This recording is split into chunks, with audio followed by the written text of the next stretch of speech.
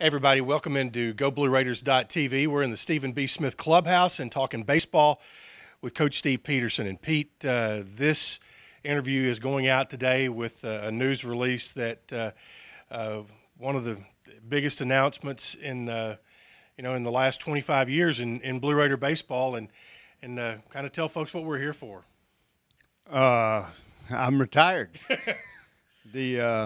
I've cashed my chips in. There's nothing wrong with me. Health-wise, I had a doctor's checkup, and he says it's amazing what your body has gone through the last 4 years, and there's nothing wrong with me. So if anybody listening, that's what the first thing people want to say is, well, something's wrong with your heart, something's wrong with this, something's wrong. There's nothing wrong with me. I could go 2 rounds with you right now.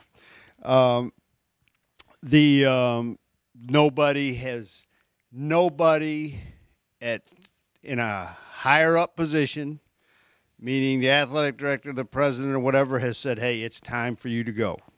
It's my decision. I've made that decision, and I have decided that it's time for me to retire. And for all those people that have retired, that are listening to this, watching this, you know exactly what I'm talking about. You've always said that you'll know when the time was going to be, and it was not a long, drawn out, kind of process. You said that when it happens, it'll happen. Yeah. Well, anybody that knows me knows that I'm not. It's not about me. It's about the program. It's about what I think is the right time to make the change. And I think this is the right time. I don't know if there's ever the best time. Mm-hmm. I don't want to be a coach that says, I'm not a coach that is looking for another win, is trying to hit that milestone number. I've never been that way. All I want is the next win. That's all I've ever cared about.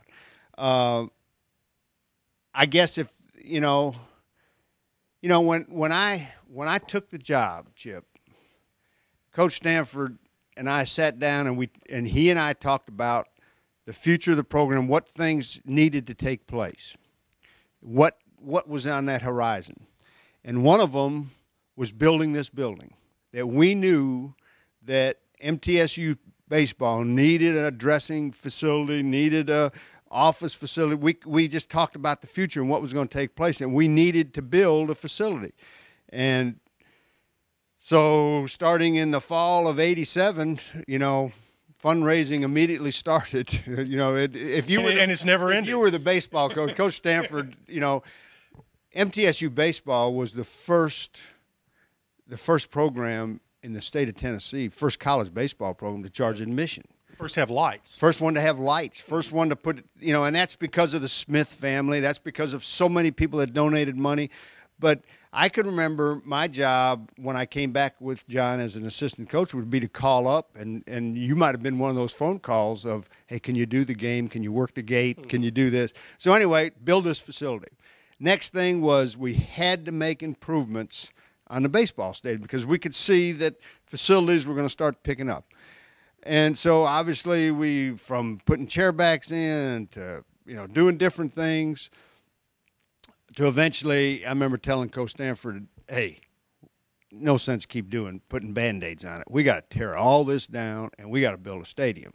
And it's going to be millions, and how do you do that, Mm-hmm. So we accomplished that. The third thing was get to Omaha. Mm-hmm. And, so And I'm not being egotistical. I'm not saying something that I don't think should have happened, and it will happen. If I feel one bad thing about leaving is that I did not produce a ball club that could get to Omaha. There's some teams I can go back. There's some teams that I thought we had everything in place, but that's the way baseball is. It doesn't always work the way you think it's going to work. But don't anybody ever think that Middle Tennessee State University can't get to Omaha, because Go talk just recently. Go talk to the Stony Brooks. Go talk to the Kent States, and I can go on. Talk to the Citadels, the Fresnos, the Pepperdines. All that stuff. So because that's the nature of baseball, and what's great about baseball is that I could go talk to somebody who played here in the 30s, and I say, it's still 90 feet. It's still 60 feet 6 inches. If you were fast back then, you're fast now. There were little guys that played then. There's little guys now. Babe Ruth would be great now, and he was great back in the 30s. Pujols would be a great player back in the 30s, and he's a great player now. So just a lot of – that's the unique thing about baseball. So the day will come. The Blue Raiders, that's the only thing that I feel like I'm stuck on that page that we didn't get to Omaha yet. Well, but what can be said, and you touched on it, is you leave a program that is still has gone to more NCAA regionals than any Division I team in the state. You as in your career here have won 791 games. You inherited a program that had a lot of tradition, and you kept that tradition going. And when I look back at your career and you think about, okay, who are the influences on Steve Peterson to get where he is? And I think of people like, Jim Painter and Dave Hall and Rudy Abbott and John Stanford, those kind of guys. Oh, yeah. Yeah, my coaches. And I can think of going back to Huntsville, Jim Talley. Golly, man, what an influence he was on me. Max Burleson, my high school coach, and tough as nails and straight shooter, and he died of a heart attack on the field, and I can remember I just cried like a baby. I didn't realize how influential he was on me. Summer coaches, Slick McGinnis, I was just so blessed with guys that believed in the tradition of the game, that believed in what was the right way and the wrong way. Not what was fair or unfair, what was right or what was wrong, and how you do baseball. And that was ingrained in me. And then nobody influenced me more than my father. Man, I think of times that I'd be so mad at my dad, and I'd think, as a young teenager and stuff, I'm never going to be like that. Well, I'm getting like that. And I'm sure that in many ways that I've raised players, the 4 years you're involved with them, that they were very angry with me on decisions I made. But later on in life, when they get a family, like I told them, I said, and I tell my assistant coaches all the time, you'll learn how to raise kids by just watching how 18 to 22-year-old guys act, and things that you've got to change and influence and direct to make sure they're doing things right and not just fair. One of those things we talk about tradition, you can see behind us, and I thought, what a great way to start this. There's Raider 2, who you've gone through. That's the Groundhog Day luncheon, and we kind of swing. Let's kind of swing this way, Pete and Nathan. You follow us, and there are 14 bats up on this wall. Each one of those bats represents an NCAA regional, and I would imagine that when you look at those bats, I mean, they are a symbol, but there's, great players, great coaches, great teams. 1976, first year I'm coaching with Coach Stanford, 1976. And the first year that MTSU, John takes him to a regional. And you know what I remember so much about that? Was that we're getting on the bus, and Jim Freeman, who was a sports information director, and this bus was not air conditioned or anything like that. We're driving to Tallahassee, and he gets on the bus, and he's got all these papers and stats and everything. And he said, "Here, you guys got to have all this stuff." And I'm sitting on the first seat, and he just dumps it all in my lap. So all the way going down to Tallahassee, we're putting all these stats together for the whole season. 1976 regionals were a lot different, and they were so much run by the coaches and stuff like that. But Woody Woodward was the coach of Florida State. Mike Martin was the assistant, he's been the long-time head coach of Florida State, but he was the assistant then. But that was 76, and then you can go all the way through the 2009 region in Louisville, where we had a great run that season. So yeah, I've seen it, and then there's years that God, I remember when Coach Stanford had the club that he took to Oklahoma State, and in '82, and boy, that might have been the year that MTSU should have got to the World I'll Series. tell you, you think about that one, and you also think about when I think of close calls, I think of '82. I also think of the year at Clemson. Yeah, and we just ran out of pitching, but golly, the year I lose track of what year it is, but the year we were playing in the Knoxville Regional and had Dewan on the mound, and we get beat on a squeeze play in the ninth. But I had the pitching, or thought I did, and I thought I had the team and everything. But it was UT's year. Yeah. But getting there, lining up your pitching, lining up everything is so important. Whether it's amateur baseball or professional baseball. And back then you had the double elimination tournaments, and I can remember shooting my first year as a head coach. '88, we go to Mississippi State and beat the #1 team in the nation, Texas A&M. Yeah. I can remember the Texas A&M coach at home plate. He said, "Pete," he said, "I heard you got a good left-hander," and the left-hander was David Richardson. He was pretty good. I said, "Yes, sir." I said, "He's a pretty good pitcher." And he said, "Well, how good is he?" And me, I was arrogant and cocky, and I said, "I'm going to tell you what. If he throws like he's been throwing," I said, "you ain't going to score many runs." And he just looked at me and turned around and walked off, and we ended up winning the game 3-1. Yeah. But what a great pitcher he was. So, yeah, that's great tradition, and there's more spots, So MTSU will be back in regions. Yeah. And you mentioned a couple of players, and we've got time later on to talk about all the players. But when you look at it as in the 21st century phrase, the body of work, you talk about 60 guys who've gone on to play pro ball. You talk about 8 conference players of the year, all the all-conference guys. From just though to being able to put those guys in a position to succeed. That has to be satisfying. Yeah, but it was when I took the job, I felt so. One thing baseball teaches you, it's so much like life that baseball, you either have to be humble or you will be humbled, okay? And when I became the head coach, and again, a head coach has to be arrogant to a certain extent. He has to have that cockiness in him. He has to think that I can do this. I can recruit that guy. I can make this guy do the right thing, and I can make this guy do this, and I can raise that dollar and do it. But I got humbled so quickly by the support, of the, just thinking of the Jack Deers and the Bubba Murphys and the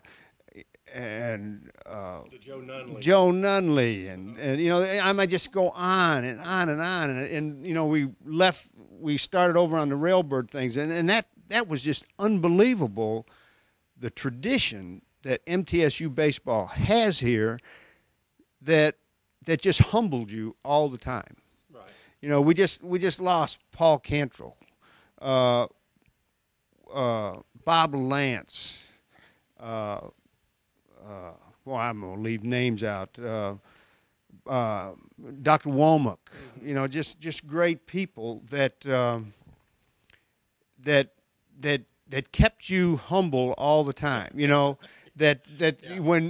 the first Railbird luncheon started. Well, the old Railbird roast at the end of the year. Oh yeah, you talk about humbling. I can remember they gave me a gift. And they said, "You think you're so tough. You think you're so mean." He said, "Put this on." And Coach Deere gave me a jockey strap filled with fish hooks. He said, just, this, if you think you're doing so good, put this on. Yeah, they will say how tough you are. Talk about assistant coaches, because no head coach gets there without having great assistants, and you've been very fortunate. Oh, man. The first assistant coach I hired was Ronnie Vaughn. Ronnie Vaughn, for those that Great Blue Raider catcher. Yeah, great catcher. He caught for me when I coached 6 years at Roane State in Harriman, Tennessee. That was a great part of my coaching career. And then Coach Stanford signed Ronnie to come here. Then Ronnie went on into pro ball, and when he got done, we were looking for a graduate assistant, and I spoke up for Ronnie, and I said, John, this is the guy we got to get. So when I became the head coach, I elevated Ronnie into the assistant coaching position. So Ronnie was with me six years. And then Ronnie went on, had a change in his life, wanted to get into other employment. He's very successful at what he does. So I'm looking for a new assistant. Woody Hunt, my good friend at Cumberland, he says, I got a guy that you need to hire. He's perfect for you.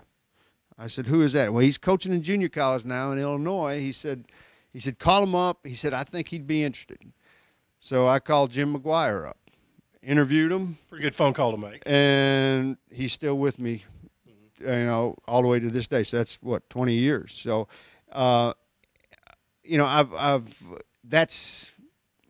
that behind, they say behind every successful marriage is a wife, great wife, and the power behind the throne. And behind any successful coach has got to be his assistant coaches. So, Jim McGuire he knows more than what I know.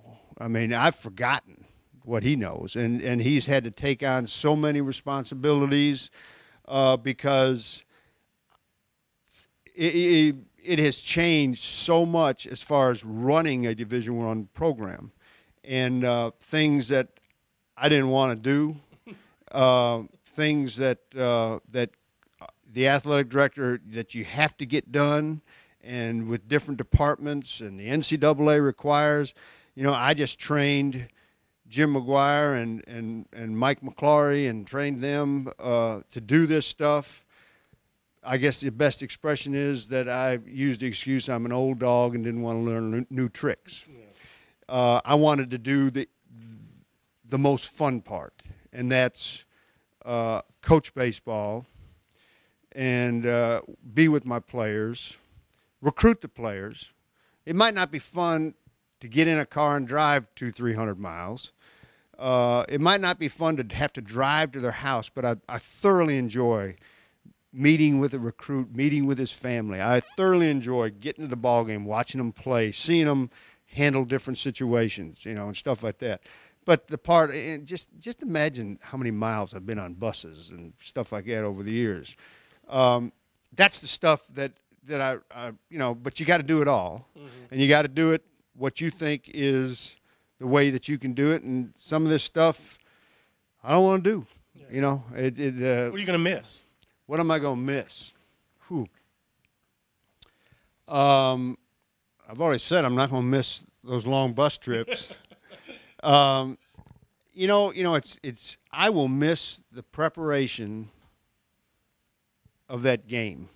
I'll miss that. And I don't know what any other head coach goes through. I don't sit there and ask a head coach how do you feel about this? How do you feel this way? But before any game, that butterfly that starts off so small in your stomach, by the time game time gets going, it becomes a big buzzard. But I don't know if there's anything that will ever create that atmosphere in me again. Getting ready, and the bigger the game, the more excited, the more enthusiastic, the more I loved it. So I'll really miss the big game. That lower jaw of yours kind of gets going and sticks out a little bit. We know it's a big game when I see that. Well, I mean that's the fun. I mean that's the competitor in me, and anybody that knows me from a little kid on up knows that I love to compete. In fact, I gave up golf because I didn't need any more competition. That I was not a very nice competitor on the golf course. So I will really miss those games because once the game, the closer we got to the game, by the time I'm walking out there to the umpires to exchange the ground rules or lineups and go over the ground rules, my confidence is boom. I believe so much that we're going to win that ball game, and that we've got everything ready to go. Then when I hand the umpire the lineup, now it's the players, and I'm going to do everything I can to help the players win. So that experience, I don't think there'll be anything to replace that. What else? I'll miss the camaraderie with the players. Seeing them coming in and out of the clubhouse, seeing just seeing the toughness develop from a freshman to a sophomore to a junior to a senior that only the game develops. Seeing that guy that the high school coach or even the father. I remember we're recruiting Daryl Stakely. And I'm sitting in Daryl's house, and we're talking about graduation, and his father says, "Hey, what are you talking about?" He said, "You think Daryl's going to get a degree?" He said, "He's only coming, if he comes to you, it's only because he wants to play baseball for you. He'll never get a degree." And then the day he put on that cap and gown, and his father came up to me, shook my hand, and he said, "I take it all back." He said, "I never, ever thought I'd see this day, and you need to take all the credit." I said, "No." I said, "Baseball."